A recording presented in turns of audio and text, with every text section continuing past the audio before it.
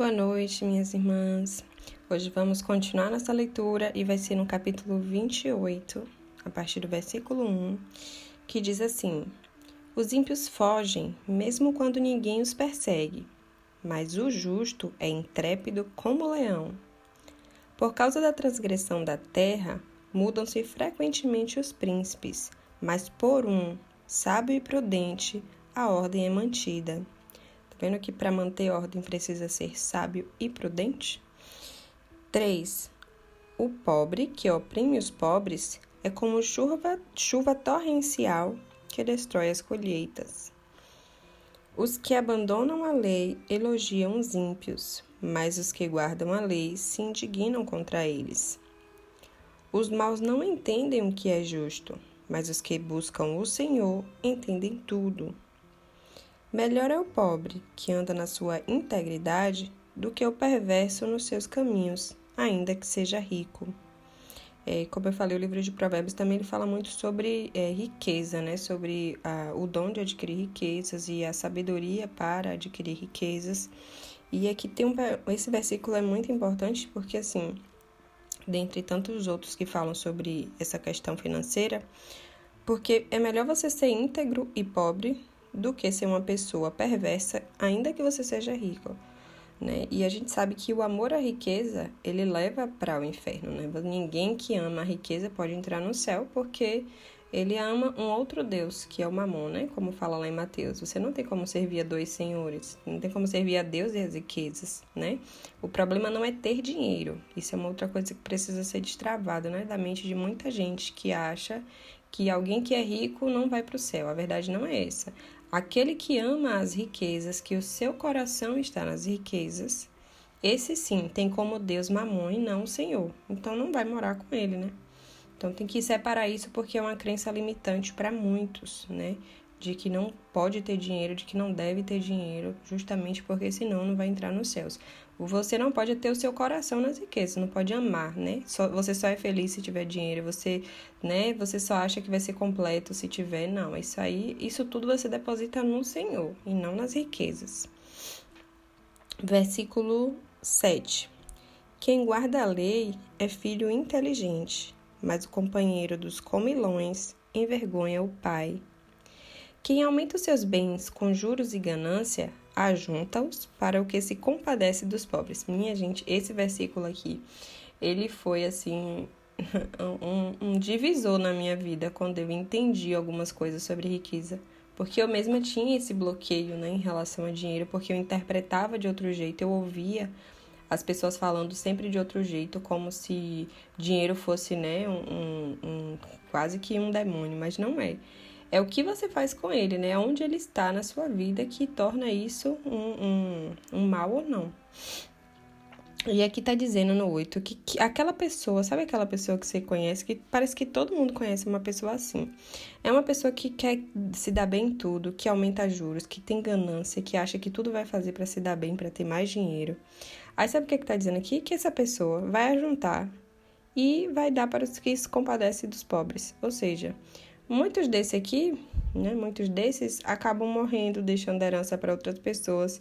E essa outra pessoa é uma pessoa que tem um coração que se compadece dos pobres. Aí tudo que ele ajuntou com ganância, né, e com juros e com, né, desonestidade, ele perde para uma pessoa que tem um coração voltado para as coisas, né, de solidariedade, né, as coisas mais generosas. E é essa pessoa quem acaba usufruindo desse dinheiro que essa outra pessoa juntou. Pense. Né? Deus transforma, né? Deus transfere a situação. Versículo 9. Quem desvia os ouvidos de ouvir a lei, até a sua oração será abominável. Então, quando a pessoa se desvia da lei do Senhor, ela não quer ouvir, ela não tem interesse, não aguenta nem ouvir ninguém falar sobre a Bíblia. Isso significa que nem a oração dela não vai ser ouvida, porque ela se torna uma oração abominável. E aqui entra, né, a gente poderia colocar um outro versículo lá de 1 Pedro, que fala que quando o marido, né, não trata a mulher como vaso a parte mais frágil e tal, nem as orações dele são ouvidas. Então, é isso que eu quero que você tenha em mente em relação ao seu marido, que está fora de casa, que foi embora, que está com a amante. É que as orações... mas olha só, Raquel, ele vai para a igreja com a amante, né? Ele saiu da igreja que a gente frequentava e agora ele frequenta uma outra igreja com a amante. Minhas irmãs, a Bíblia deixa bem claro que a oração dele não é ouvida, né? Então, assim, por mais que ele faça as coisas do jeito dele e diga que está indo para a igreja, não quer dizer que o Senhor está nisso. O Senhor vai continuar cuidando de todo mundo, porque a Bíblia fala que ele faz nascer sol sobre justos e injustos, a chuva cai sobre os justos e os injustos, mas o Senhor não aprova aquela relação, porque ele já deixou bem claro, né, que a única coisa que dá direito a um segundo casamento é quando a pessoa fica viúva. E, inclusive, eu já ouvi isso de uma irmã que estava conversando comigo. Ele tá feliz, então, assim, eu liberei ele, já pedi até o divórcio, eu liberei ele para ele ser feliz, porque não é justo ele ficar preso a mim. Minha irmã, não tem nada a ver com você, tem a ver com a espiritual, com a eternidade.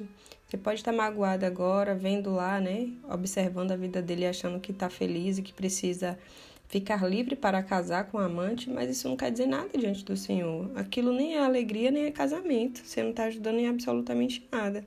Continue firme no propósito do Senhor. Eu vou continuar orando para ele voltar para casa? Não, você vai continuar orando para o Senhor te aperfeiçoar, para o Senhor transformar a tua vida, curar tuas dores, os traumas, né, as humilhações que muitas vezes o marido faz passar. E isso aí, você estando curada, minha irmã, é uma liberdade tão grande. Você fica livre, literalmente livre, nada mais te aprisiona, sabe? Nem os sentimentos, nem a falta de perdão, nem a amante, nem o que o marido faz ou o que deixa de fazer. Então, o que você encontra no Senhor quando você descansa nele é essa liberdade. Então, se você sabe já que o seu marido tem se desviado da lei do Senhor, que é proteger você como mulher, dar a vida por você, né, cuidar da casa, ser o sacerdote da casa, ele não faz nada disso. A oração dele tem sido abominável para o Senhor não escuta as orações, né? E o Senhor está escutando a sua, que está buscando. É por isso que é importante você buscar. Vocês são um, né? Vocês se casaram, se tornaram uma só carne e só a morte separa. Então você ora, você continua firme na lei do Senhor, guardando os mandamentos do Senhor, cumprindo os mandamentos do Senhor. E o Senhor tem escutado as tuas orações, por mais que pareça que você não está vendo nada. O mundo espiritual a gente não vê, né? A gente não sabe o que está acontecendo lá, mas de uma coisa eu tenho certeza, minha irmã, o Senhor tem escutado as tuas orações. Ainda não é o tempo de restaurar todas as coisas, porque Deus sabe o tempo de tudo. Mas continua firme, não querendo que seu marido volte para casa apenas, mas querendo ter um relacionamento com o Senhor, desenvolver todo dia, porque não é fácil, no mundo que a gente está, não é fácil desenvolver um tempo para estar sozinho com Deus, de oração e jejum, né, leitura da palavra, e tem a rotina do trabalho, da casa, dos filhos, são tantas coisas, né, que são lícitas, né, que a gente realmente necessita fazer enquanto estiver aqui. Mas que, além de nos distrair, nos deixa cansadas, sem motivação, né? Mas é no Senhor que a gente busca essa, vamos dizer assim, essa energia de volta, né? Porque quando a gente está ali naquele momento com Ele, nosso fardo se torna um fardo mais leve, né? Então tenha isso em mente, o Senhor não muda a palavra dele, não vai mudar a lei dele porque você acha que precisa liberar seu marido para ele ser livre e feliz para dar o divórcio. Isso não existe, tá? O que existe é você continuar fazendo do jeito de Deus, e não do seu coração, dos teus sentimentos, do que você acha, do que o mundo acha, né? São coisas muito diferentes. Versículo 10. Quem desvia os retos para o mau caminho, ele mesmo cairá na cova que fez, mas os íntegros herdarão o bem. O homem rico é sábio aos seus próprios olhos, mas o pobre que é sábio o conhece muito bem. Quando os justos triunfam, há grande alegria, mas quando os maus se levantam, as pessoas se escondem. Quem encobre suas transgressões jamais prosperará, mas os que as confessa e deixa ou abandona, alcançará misericórdia. Essa é uma outra parte muito importante da gente falar, porque muitas irmãs estão encobrindo suas transgressões, né? Elas também falharam no casamento, mas elas não querem reconhecer porque parece que o pecado do marido é maior, porque tá com a amante, porque traiu, porque saiu de casa. São pecados que qualquer pessoa vê, né? E alguns, né, como a Bíblia chama isso de raposinhas, né, que fazem o mesmo estrago que uma raposa grande numa plantação, por exemplo. E as irmãs, elas ficam buscando se apoiar nos pecados maiores dos maridos para achar que o delas são pequenos e não tem importância. Minha irmã, ande na luz, né? Não encubra suas transgressões, porque assim você jamais vai conseguir prosperar, né? Você precisa confessar e deixar e abandonar, não fazer mais. E aí sim você vai alcançar a misericórdia do Senhor. A misericórdia do Senhor se renova toda manhã, mas a gente precisa alcançar essa misericórdia, né? E uma forma de alcançar essa misericórdia é não encobrindo as nossas transgressões, confessando e deixando. Hein? Versículo 14. Feliz é aquele que sempre teme ao Senhor, mas o que endurece o seu coração cai na desgraça. Aqui a dependência, né? Novamente, o temor do Senhor. O que é ser feliz? É temer ao Senhor. Não existe felicidade fora do Senhor. 15. Como o leão que ruge e ursa que ataca, assim é o ímpio que domina sobre um povo pobre. O príncipe sem juízo aumenta a opressão, mas o que odeia a avareza viverá muitos anos. O assassino carregado de culpa fugirá até a cova, que ninguém o detenha. Quem anda em integridade será salvo, mas o perverso em seus caminhos cairá logo. O que lavra sua terra terá pão em abundância, mas quem corre atrás de fazer coisas sem valor se fartará de pobreza. O homem fiel será acumulado de bênçãos, mas quem tem pressa de enriquecer não ficará sem castigo. Parcialidade não é bom, porque uma pessoa é capaz de transgredir até por um bocado de pão. O ganancioso corre atrás das riquezas, mas não sabe que a pobreza há de vir sobre ele. Quem repreende alguém achará depois mais favor do que aquele que só lisonjeia. Aqui a importância de tomar muito cuidado com as pessoas que só elogiam, né? Porque aquele que repreende realmente ama. Tá se colocando numa situação ali de se arriscar, né? Na amizade, né? De falar algo que a pessoa talvez não queira ouvir. É lógico que essas coisas são faladas como em amor, né? São faladas com espírito de candura, não desesperadamente, nem gritando aos quatro ventos, né? O 24. Quem rouba o seu pai ou a sua mãe e diz, não é pecado, esse é companheiro do destruidor. O cobiçoso provoca discórdias, mas o que confia no Senhor prosperará. Quem confia no seu próprio coração é tolo. Olha aqui as irmãs que dizem que vão seguir o coração, é porque eu senti isso, é porque meu coração me guia nesse sentido. Olha só, não confie no seu próprio coração, isso é tolice. Mas o que anda em sabedoria será salvo. É a sabedoria, minhas irmãs, é o temor do Senhor. Isso que traz sabedoria, né? Temer ao Senhor traz sabedoria. A felicidade está no temor do Senhor. Então, todas as coisas, né? Como diz aqui o provérbio que a gente já leu lá no início, que o princípio da sabedoria é temer ao Senhor, né? Agora, o versículo 27.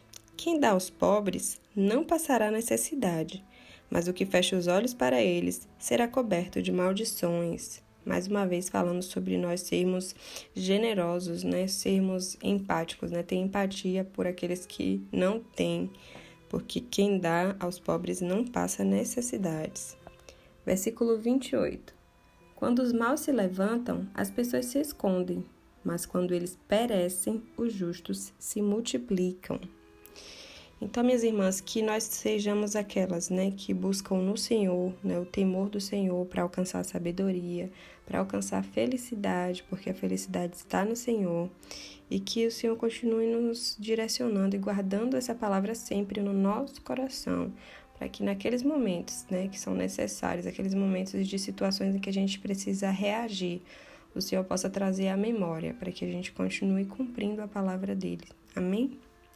Pai, muito obrigada por mais uma noite, obrigada por mais um dia que o Senhor nos cuidou, nos abençoou. Estamos aqui, Senhor, para te agradecer por esses momentos, Senhor, em que aprendemos mais da Tua palavra, em que o Senhor tem falado aos nossos corações, nos ensinado o caminho que devemos seguir, como agir nas situações, como reagir, seja em relação às finanças, à preguiça, ao casamento, Pai, o Senhor tem falado aos nossos corações.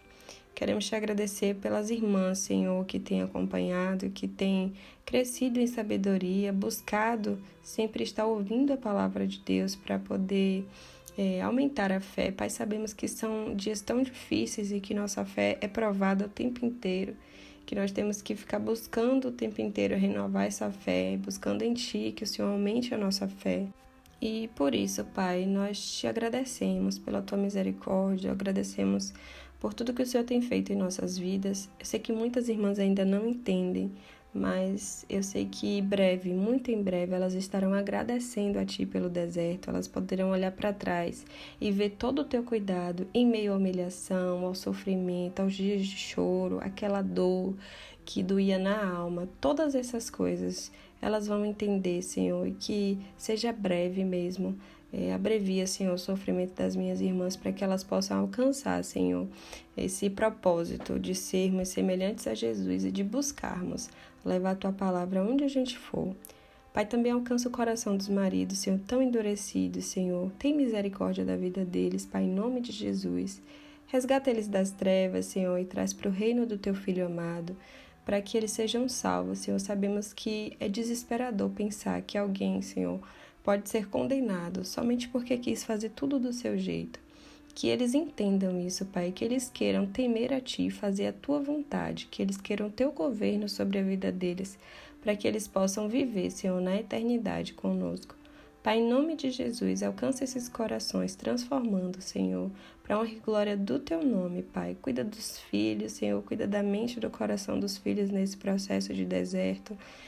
Nos ensina, Senhor, a ser mães, ensina as minhas irmãs nesse processo a cuidar da mente e do coração dos filhos, sem expor o marido, sem expor, Senhor, as coisas que estão acontecendo, porque como filhos eles não precisam saber de tudo. Põe isso no coração das minhas irmãs, para que elas possam alcançar, sim, filhos, Senhor, que vão povoar o céu, Pai, em nome de Jesus. Amém.